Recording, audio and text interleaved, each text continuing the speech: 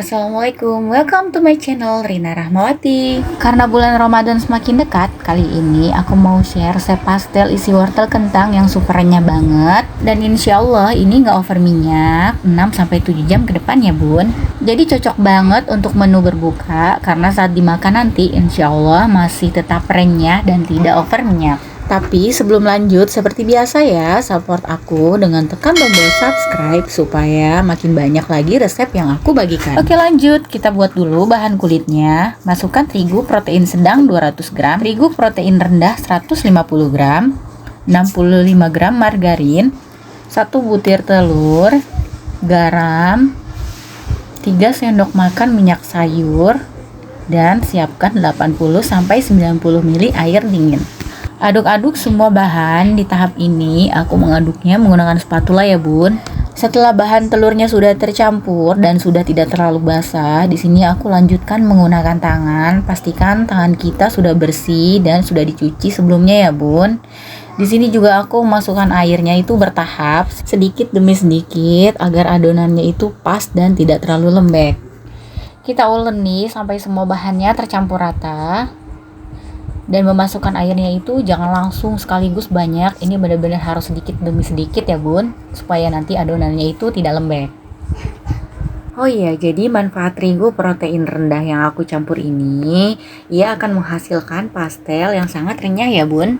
Oke, adonannya sudah tercampur rata, ini kurang lebih seperti ini teksturnya ya bun, tidak terlalu lembek dan tidak terlalu keras. Setelah itu kita istirahatkan adonan kurang lebih 30 menit. Sambil menunggu adonannya, di sini kita siapkan dulu untuk isiannya. Tumis bawang merah dan bawang putih hingga harum. Ini sih bawang merahnya tuh opsional ya bun, bisa kalian iris atau juga haluskan. Di sini aku pilih iris karena itu lebih simple. Oke lanjut, masukkan irisan wortel dan kentang. Di sini aku pakai masing-masing itu 3 buah ukuran sedang ya bun. Masukkan air sampai wortel dan kentangnya itu terendam. Air ini tuh tujuannya supaya si wortel dan kentangnya empuk ya. Masukkan juga garam, 1 sendok makan saus tiram, lada bubuk, dan kaldu. Untuk takarannya bisa kalian sesuaikan dengan selera masing-masing. Kemudian aduk-aduk terus hingga airnya itu menyusut. Setelah itu masukkan larutan tepung terigu. Di sini aku pakai 2 sendok makan. Larutan ini tuh tujuannya untuk mengentalkan dan nanti isian si pastelnya itu tidak basah ya bun. Aduk-aduk terus sampai kuahnya menyusut dan teksturnya seperti ini. Ini teksturnya sangat creamy tetapi tidak basah ya bun.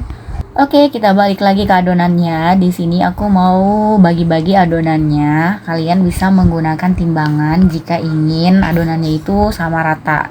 Di sini aku baginya itu manual ya. Oke lanjut, kita rolling adonannya. Untuk adonannya itu jangan terlalu tipis dan juga jangan terlalu tebal ya bun. Lanjut, kita isi adonannya, kemudian kita tutup dan lilit atau kepang adonannya. Videonya sengaja aku buat pelan ya, karena beberapa orang masih suka ada yang gagal atau kesulitan dalam melilit atau ngepang si pastel ini.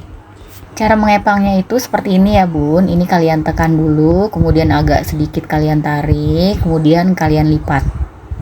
Lakukan berulang sampai bagian ujungnya tertutup. Di sini satu resep itu bisa menghasilkan 23-25 pastel ya bun. Oke, kita lanjut masuk ke tahap menggorengnya.